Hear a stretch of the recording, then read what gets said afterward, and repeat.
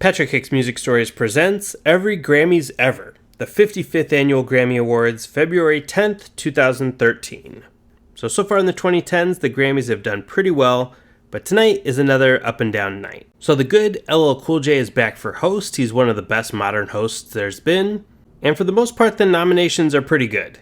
Best New Artist, we see the Alabama Shakes, Frank Ocean, the Lumineers, and then the winner is Fun. And Fun also win in Song of the Year for their song We Are Young. This is a song that actually features Janelle Monáe, who I just said never won a Grammy, but she wasn't part of the writing for this song, so she doesn't actually get a Grammy for the win.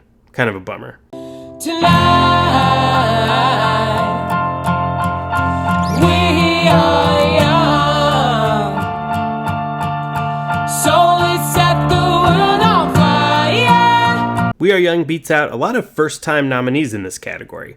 Ed Sheeran for the song The A-Team, Miguel for the song Adorn, Carly Rae Jepsen for Call Me Maybe, and the Kelly Clarkson song Stronger. Kelly Clarkson actually has a really good night. Her album Stronger wins Best Pop Vocal Album, making her the only artist that's ever won that award twice. She also won this award at the 48th Annual Grammys for her album Breakaway, which is the win that made her the first American Idol winner to ever win a Grammy.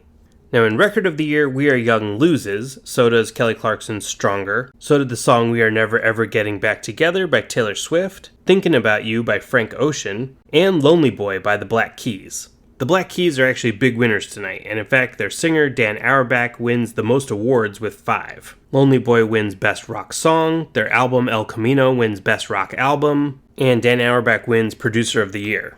But the winner in Record of the Year is Somebody That I Used to Know by Gautier featuring Kimbra. You said that you could let it go, and I wouldn't get you hung up on somebody that you used to know.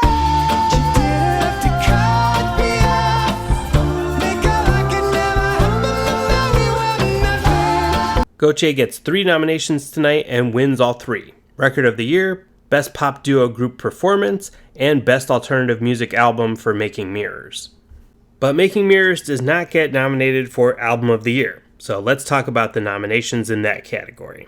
Tonight is huge for rock music. 4 of the 5 nominations are for rock bands or rock artists. The Black Keys are nominated for El Camino. Fun is nominated for Some Nights. Jack White from the White Stripes is nominated for his debut solo album Blunderbuss. And Mumford & Sons are nominated for their album Babel. The only non-rock artist that's nominated is Frank Ocean for his debut full-length album Channel Orange. But before we get to the winner, let's talk about some albums from 2012 that were not nominated.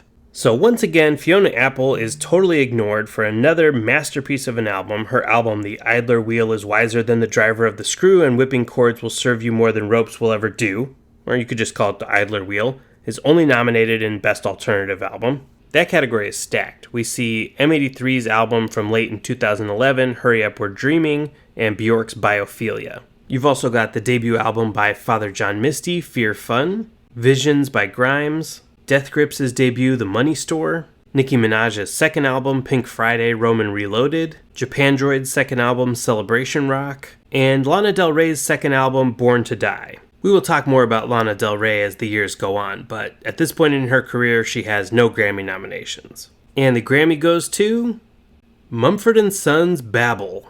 I like Mumford & Sons, but this is a weird one. This album is fine, inoffensive. I think NME called it middle of the road, and that's pretty apt. It sold pretty well. It didn't get horrible reviews, but it didn't get very good reviews. I think Channel Orange was kind of the obvious choice here, especially you would think that the 4 rock albums would have canceled each other out, and that album was much more highly critically acclaimed than Babel. But this is the Album of the Year winner for this year. I don't know how many times I can keep saying that the Grammys are weird, but this is weird. Thanks for tuning in, and I'll see you next time for the highs and lows of the 56th Annual Grammys in 2014. I will wait for you.